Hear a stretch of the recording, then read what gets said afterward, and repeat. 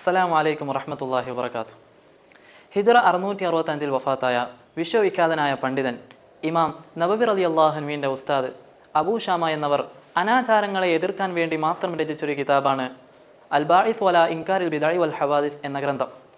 ആ കിതാബിൽ മുത്തുനബി സല്ലല്ലാഹു അലൈഹി വസല്ലമ തങ്ങളുടെ ജന്മദിനാഘോഷം പുണ്യമാണെന്ന് പഠിപ്പിക്കുന്നുണ്ട്. നമുക്ക് കാണാം, വമിൻ അഹ്സനി മബ്തൂദിഅ ഫീ സമാനിനാ മിൻ ഹാദൽ ഖബീൽ മാ കാന യഫ്അലു ബിമദീനതി ഇർബൽ ജബറഹല്ലാഹു തആല കുല്ല ആമിൻ ഫിൽ യൗമിൽ മുവാഫിഖി ലിയൗമി മൗലിദിൻ നബി സല്ലല്ലാഹു അലൈഹി വസല്ലം മിന സദഖാതി വൽ മഅറൂഫി വ ഇൽഹാരി സീനതി വസ്സുറൂർ. നല്ല ആചാരമായി ഉണ്ടാക്കപ്പെട്ടതിൽ ഏറ്റവും നല്ല ആചാരമാണ് മുത്തുനബി സല്ലല്ലാഹു അലൈഹി വസല്ലമ തങ്ങളുടെ ജന്മദിനത്തോട് യോജിച്ചുകൊണ്ട് എല്ലാ വർഷവും ഇർബൽ പട്ടണത്തിൽ ചെയ്തു വരുന്നത്. അവർ ചെയ്യുന്നത് സ്വതക്ക നൽകലും ഭംഗിയും സന്തോഷവും ഒക്കെ പ്രകടിപ്പിക്കലുമാണ്. وإن ذلك مع ما فيه من الإحسان إلى الفقراء مشعر بمحبة النبي صلى الله عليه وسلم وتعظيمه وجلالته في قلب فاعله. പാവങ്ങൾക്ക് വലിയ ഉപകാരം ഇതിലുണ്ട്. അതോടൊപ്പം മുത്തുനബി സല്ലല്ലാഹു അലൈഹി വസല്ലമ തങ്ങളോടുള്ള മഹബത്ത് കൊണ്ട് അറിയിക്കലുമാണ്.